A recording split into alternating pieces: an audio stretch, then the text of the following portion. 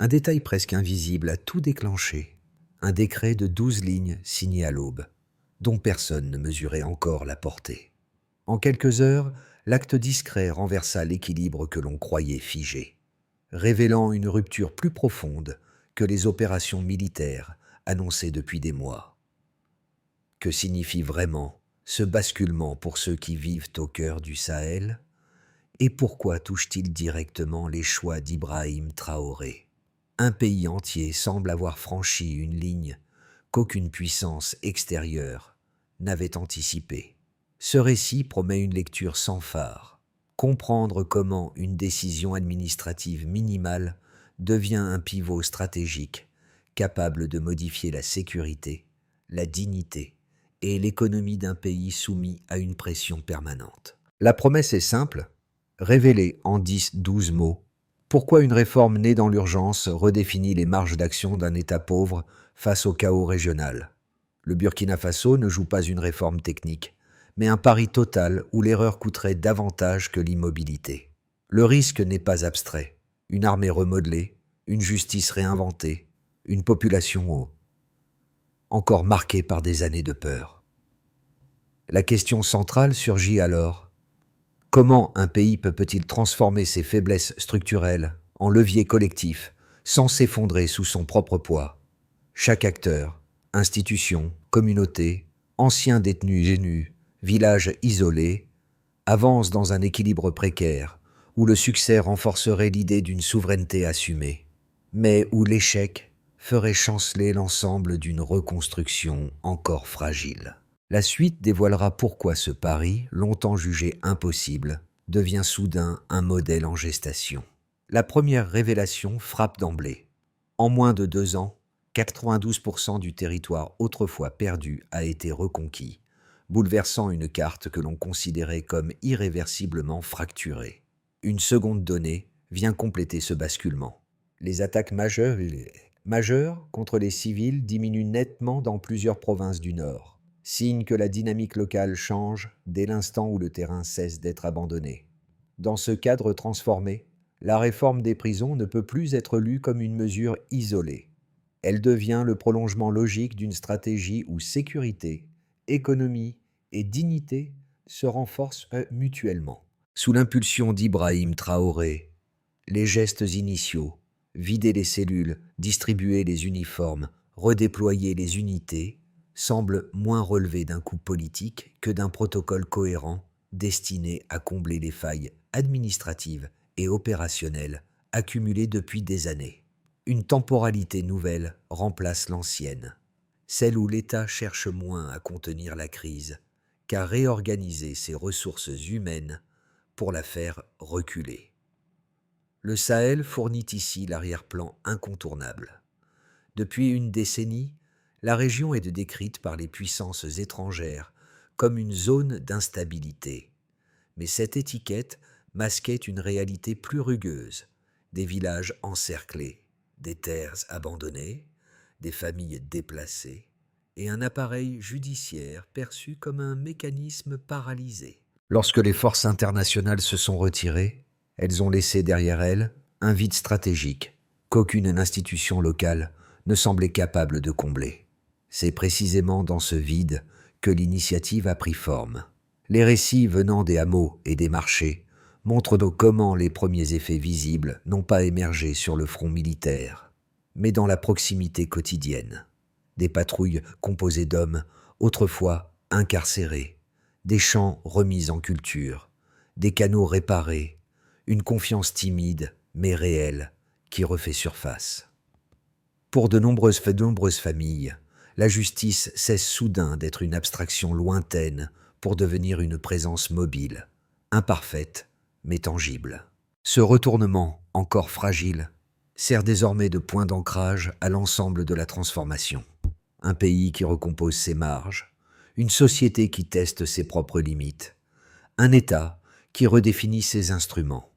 Pour saisir comment la réforme s'ancre dans le réel, il faut suivre la trajectoire d'un homme parmi les 600 concernés. Ancien détenu pour une rixe de marché, il devient, en quelques semaines, le chef d'une petite patrouille chargé de sécuriser le périmètre d'un hameau du Nord. Son cas n'est pas exceptionnel.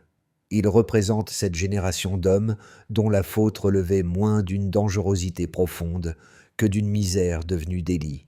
La transition qu'il incarne éclaire la manière dont la réforme se matérialise bien avant d'apparaître dans les statistiques. Dans les villages vulnérables, les impacts précoces émergent sous forme de gestes concrets. Une famille de Dori raconte comment ceux qu'elle craignait autrefois aident désormais à réparer les canaux et à protéger les récoltes, non par héroïsme, mais parce qu'ils connaissent les sentiers, les risques et les ruines. Les commerçants de Ouagadougou, eux aussi, reconnaissent dans les patrouilles des visages qu'ils avaient vus derrière les barreaux. Pourtant, ils disent aujourd'hui que la discipline vaut mieux que la déchéance, qu'un uniforme impose un cadre là où les chaînes n'imposaient que la résignation. Ces micro-scènes forment la première couche du changement. Elles montrent que la justice ne se limite plus à punir, mais à repositionner les individus dans un cycle utile. À mesure que ces hommes deviennent des repères visibles dans les communautés, une idée nouvelle s'installe. La réconciliation n'est pas un horizon lointain, elle se donne à voir dans la routine, dans la réparation, dans la vigilance partagée. Ainsi se dessine la leçon implicite de ses débuts. L'impact réel d'une réforme se mesure d'abord dans la vie ordinaire, pas dans les discours. Tout commence un lundi matin. Un texte bref, 12 lignes, un sceau à poser sans annonce. Le pays bascule dans une nouvelle horloge politique. Les directeurs d'établissement reçoivent l'ordre. L'ordre 3. Extraire les condamnés pour survie. Pas de débat, pas de délai. Exécuter. Les listes surgissent. 600 noms alignés, comme un inventaire de vies cassées. Les portes s'ouvrent. Les uniformes arrivent. Les hommes sortent, non pas libérés, mais réquisitionnés. Cette activation fulgurante s'étend comme une onde. Le même jour, les premières colonnes se forment. Direction Pau, centre d'entraînement historique. Le soleil frappe, les rangs s'allongent. Les écussons noirs se cousent sur la poitrine, mémoire visible du passé récent. Les instructeurs hurlent, ils martèlent un dogme unique. Plus de prisonniers, désormais des soldats. La rupture n'est plus théorique. Elle devient un protocole vécu, rugueux, immédiat. Tout s'accélère. 3 jours plus tard, apogée visuelle. Des milliers d'hommes alignés. Silence dense, correction brusque, course de 10 km chaque matin. Leçons chaque soir, histoire, souveraineté, philosophie des frontières. On appelle cela le front de l'esprit. La transformation prend forme à une vitesse que personne n'attendait. Même les sceptiques admettent quelque chose se passe, quelque chose que l'on n'a pas vu ailleurs dans le Sahel. Puis viennent les premiers signes tangibles dans les villages. À Dori, on répare les canaux. À Barsalogo, les familles rouvrent les champs. À Ouagadougou, les commerçants reconnaissent d'anciens détenus dans les patrouilles. Ils ne reculent pas, Ils saluent. Ils disent que la discipline vaut mieux que l'abîme. La peur reflue par endroits, pas complètement, mais suffisamment pour que l'on sente un déplacement. Un mouvement ténu mais réel. Ce glissement devient la matière première du récit national. Les ONG protestent. Elles parlent de militarisation du désespoir. Elles redoutent une dérive armée, mais sur le terrain, les familles qui ont perdu un fils ou une maison murmurent autre chose, qu'un désespoir encadré vaut mieux qu'un espoir vide. Cette tension oppose 2 visions du même pays. Et c'est dans cet entre-deux que s'inscrit l'action d'Ibrahim Traoré, qui assume un choix jugé trop risqué par l'extérieur, mais trop nécessaire par l'intérieur. La séquence se soude alors en un récit net.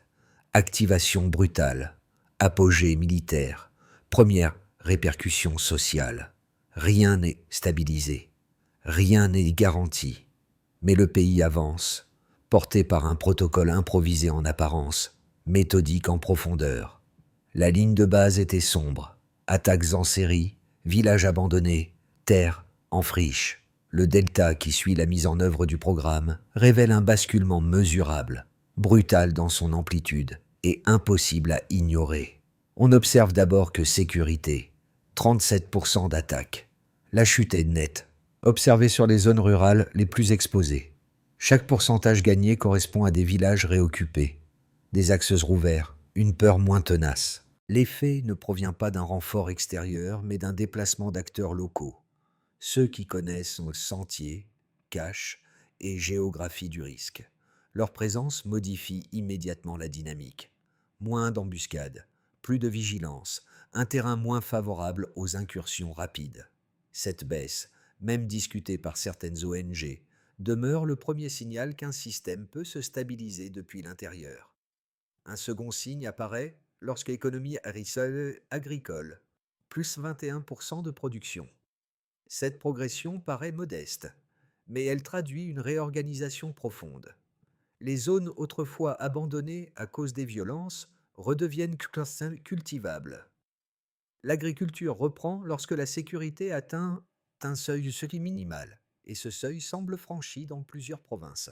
Les familles investissent de nouveau dans la terre, parce qu'elles sentent que l'effort ne sera pas balayé du jour au lendemain.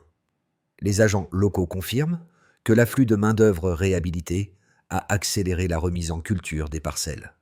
Là où l'on comptait des ruines, on trouve désormais des hectares de mil et de sorgho remis en production. Enfin, un dernier chiffre montre que récidive, 0%. C'est le chiffre le plus contesté et pourtant le plus symbolique. Il reflète moins une transformation morale qu'un encadrement extrêmement strict. Chaque homme réaffecté est suivi, évalué, intégré à une unité qui devient sa nouvelle structure.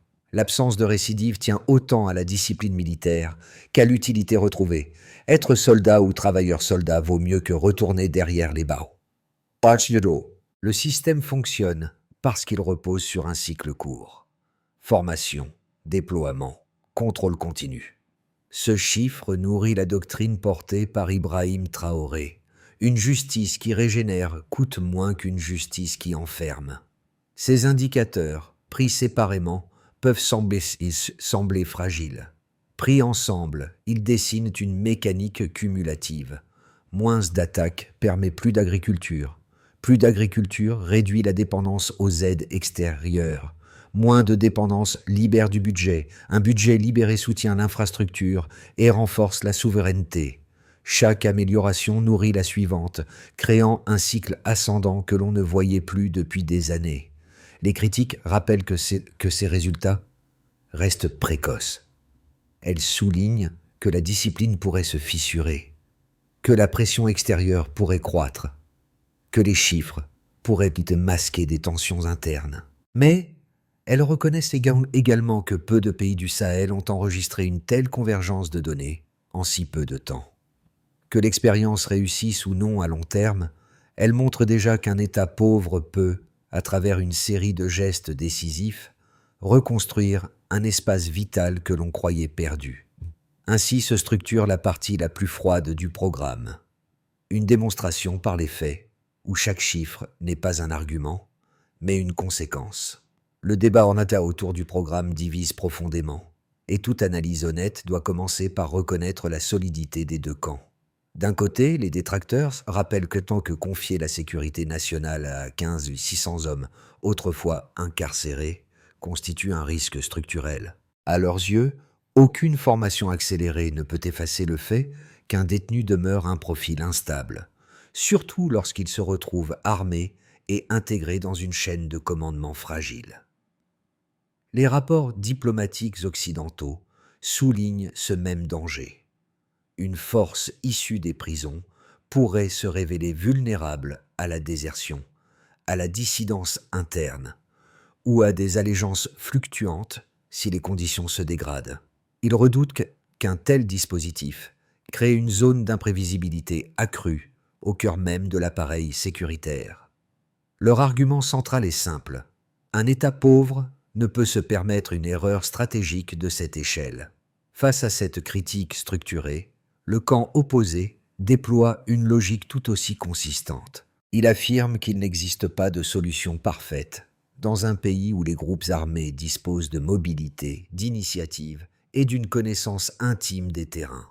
Selon cette perspective, maintenir des milliers d'hommes en détention alors que les frontières manquent de défenseurs revient à saboter ses propres chances de survie collective.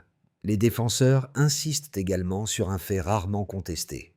Un homme qui a chuté lutte souvent avec une intensité accrue pour prouver sa valeur lorsqu'une seconde chance lui est donnée. Les chiffres les confortent partiellement. Baisse de 37% des attaques, amélioration agricole de 20%, absence totale de récidives constatées, progression visible de la sécurité locale sur plusieurs axes.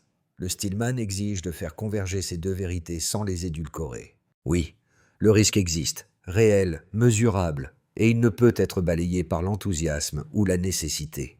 Oui, l'efficacité observable se déploie déjà, et elle transforme le dispositif en une expérimentation pragmatique plutôt qu'en une simple utopie. Ce programme repose sur une tension fondamentale. La faiblesse initiale devient paradoxalement un levier opérationnel lorsque la discipline s'impose comme force structurante.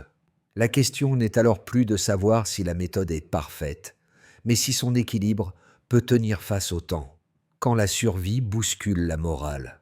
Ce point charnière surgit dans le silence, non sur un champ de bataille, mais dans les couloirs où les rapports militaires s'accumulent. Des drones non identifiés apparaissent au-dessus de zones récemment stabilisées. Des fréquences sont brouillées. Certains vols quittent d'anciennes bases étrangères sans explication publique. Rien n'est revendiqué, mais tout indique qu'une main extérieure teste les limites d'un modèle jugé trop autonome pour être ignoré. La réaction ne relève ni de la colère, ni de la provocation. Ibrahim Traoré redéploie discrètement les unités réhabilitées vers les secteurs repris, non pour lancer une offensive, mais pour tenir la ligne contre une pression diffuse. Ce repositionnement marque une inversion du rapport de force. L'État ne se contente plus de survivre. Il affirme une souveraineté qui dérange ceux qui souhaitaient un Sahel dépendant, fragmenté, prévisible. À ce midpoint, l'enjeu dépasse la seule réforme des détenus soldats. Le pays comprend qu'il devient un signal géopolitique autant qu'une expérience sociale. La méthode n'est plus un pari interne, elle devient une réponse à l'ingérence, une manière de dire qu'un État pauvre peut défendre son propre récit sans chercher l'autorisation de quiconque. Les effets du programme s'inscrivent désormais dans le quotidien, bien au-delà des casernes. Ils touchent 4 sphères distinctes dont les réactions dessinent la portée réelle de la réforme. Dans les villages du Nord, la peur s'efface lentement. Les marchés rouvrent, les écoles reprennent leurs activités et les cérémonies du drapeau accueillent les nouvelles unités, y compris celles composées d'anciens détenus. Les sociologues te parlent ici de justice visible. Une justice qui ne se manifeste pas par des verdicts lointains, mais par des actes concrets. Surveiller un chemin, protéger une moisson, aider à reconstruire une maison abandonnée. Pour les familles, la présence de ces hommes ne symbolise plus la honte, mais une dignité retrouvée. Là où l'on attendait des sanctions, on reçoit de la protection. Là où l'on prévoyait de la méfiance, on observe une prudence confiante. Ce déplacement modifie les liens entre citoyens et institutions et renforce l'idée que l'État peut encore agir. Le retour progressif de la sécurité produit des effets directs sur l'activité. Des terres en friche sont remises en culture. Les récoltes augmentent. Et les coopératives locales réclament désormais plus d'outils que de soldats. Dans certaines zones, les commerçants rapportent que les routes jadis trop dangereuses sont de nouveau praticables, ce qui réduit les coûts de transport et stimule l'approvisionnement des marchés régionaux. Des villages entiers redécouvrent l'investissement collectif. Nettoyage de parcelles, réparation de digues, remise en route des systèmes d'irrigation. La dynamique montre qu'un espace sécurisé ne crée pas seulement de la tranquillité, il génère du mouvement économique. Les programmes initiés par Ibrahim Traoré amplifient ainsi des mécanismes qui, auparavant, étaient figés par la peur.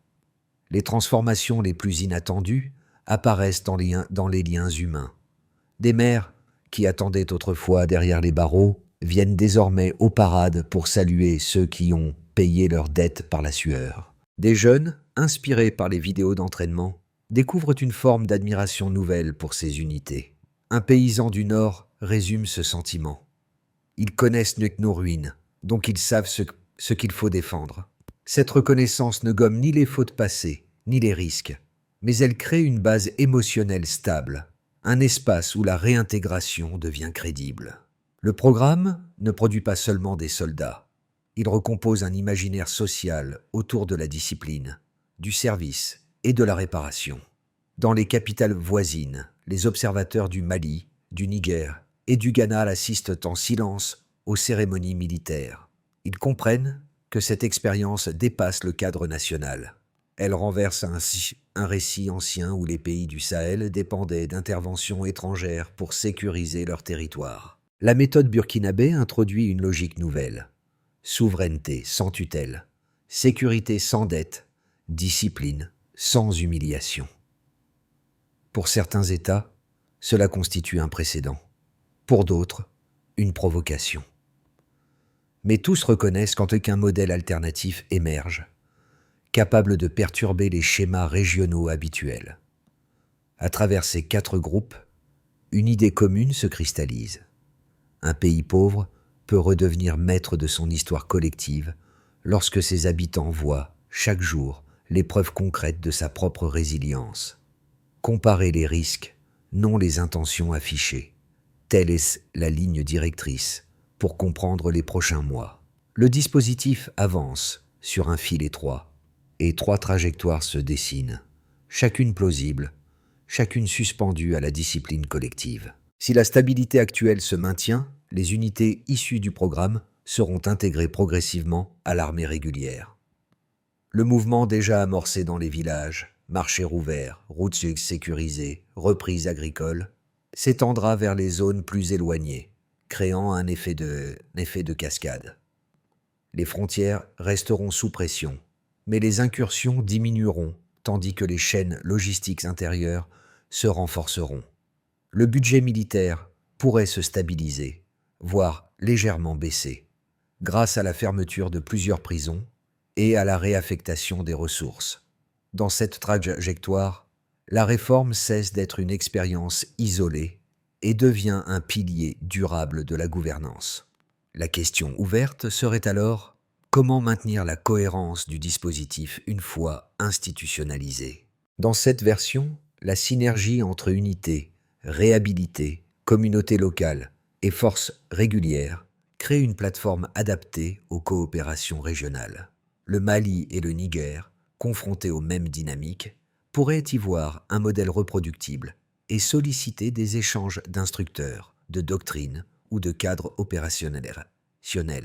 Le pays deviendrait alors un centre de formation sahélien, capable de diffuser une méthode qui privilégie l'usage interne des ressources humaines plutôt que la dépendance externe. Une telle trajectoire déplacerait l'équilibre géopolitique, réduisant l'influence traditionnelle des partenaires occidentaux au profit de nouveaux acteurs. Mais elle reposerait sur une condition clé. La discipline ne doit jamais fléchir. Si la pression extérieure augmente ou si une mutinerie éclate dans les rangs, l'ensemble pourrait se désagréger en quelques semaines. Les critiques internationales retrouveraient une légitimité immédiate, les sanctions suivraient et les villages replongeraient dans la vulnérabilité. Le récit national se fracturerait à nouveau, ramenant le pays à un cycle de dettes, d'attaques imprévisibles et de dépendance sécuritaire. Ce scénario redouté rappelle une vérité simple. Une réforme fondée sur la discipline doit la maintenir en permanence, sous peine d'annuler ses propres fondations. Ces 3 trajectoires rappellent que l'avenir ne dépend pas d'une intention politique, mais d'une équation mouvante entre contrôle, cohésion et pression extérieure. La question reste ouverte. Quelle ligne saura résister au temps?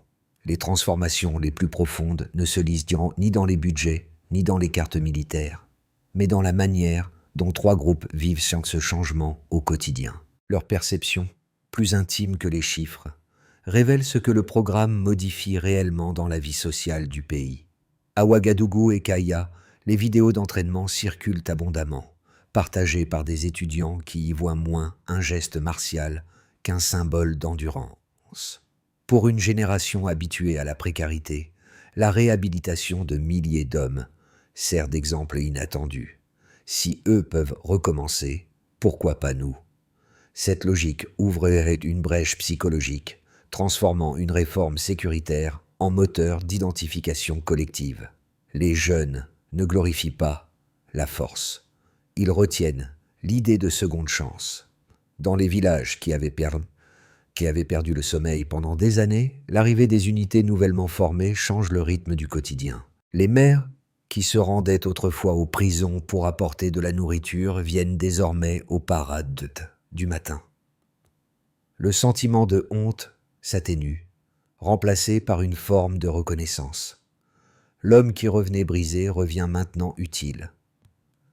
Les familles redécouvrent un espace où la solidarité prime sur la peur et où la présence de ces unités n'évoque plus la menace, mais la protection.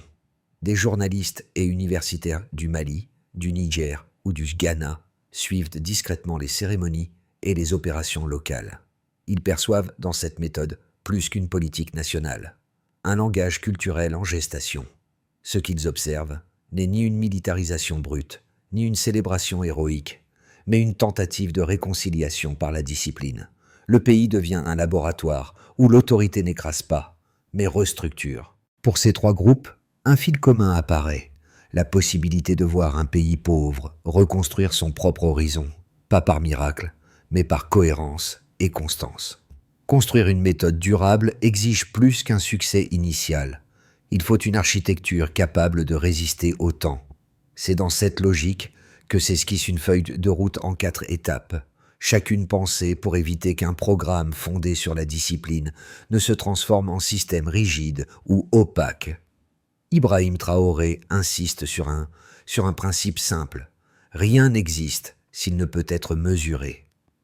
Première étape, unifier la formation. Défense, place justice.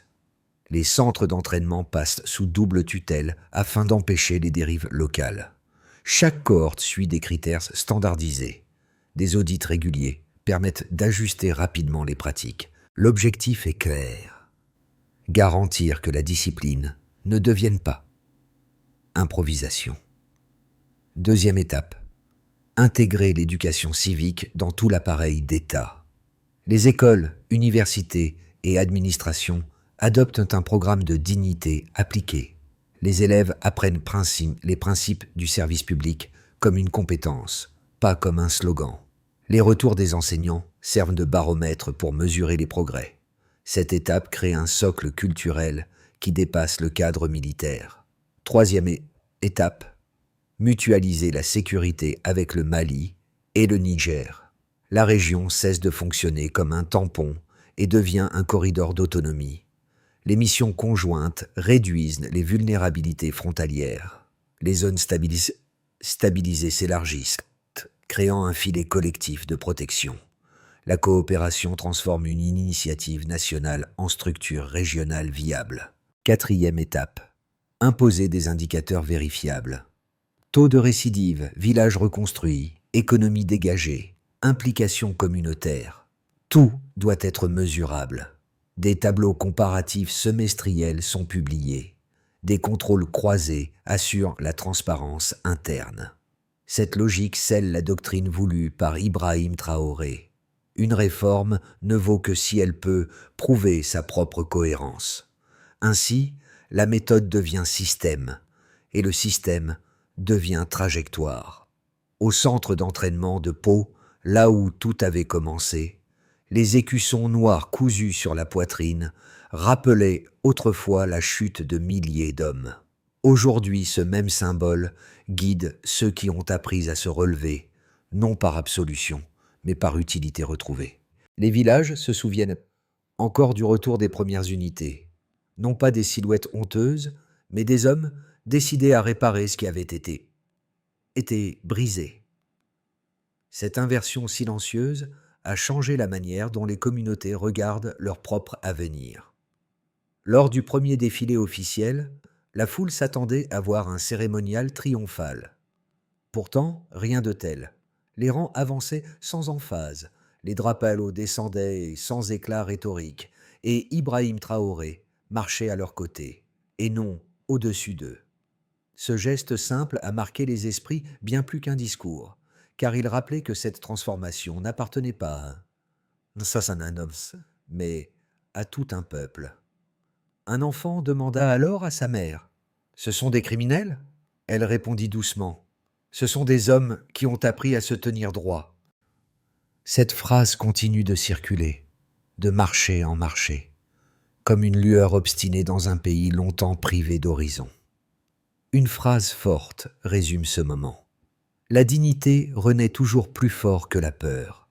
L'histoire qui se déploie sous vos yeux n'est pas seulement celle d'une réforme, c'est celle d'un pays qui tente de redécouvrir sa propre capacité à agir, malgré la pauvreté, malgré l'isolement, malgré les cicatrices encore visibles. Les villages, les familles, les jeunes et les observateurs extérieurs voient naître un langage nouveau, celui d'une souveraineté qui ne se proclame pas, mais qui se construit pas à pas, geste après geste. Ce récit ne vous demande pas d'adhérer à un modèle, ni d'en condamner un autre. Il vous invite simplement à considérer qu'un pays pauvre peut, lui aussi, écrire une page qui n'imite personne. Chaque communauté possède son propre chemin vers la stabilité, et aucun ne ressemble à un autre. Ce que montre cette expérience, c'est qu'un changement profond commence rarement par un grand discours. Il commence par une cohérence quotidienne. Alors, que retenez-vous de ce parcours ? Qu'est-ce qui, dans votre propre environnement, pourrait se transformer si la discipline collective, la confiance minimale et la volonté de réparer devenaient des priorités partagées ? Le débat reste ouvert, la réflexion vous appartient.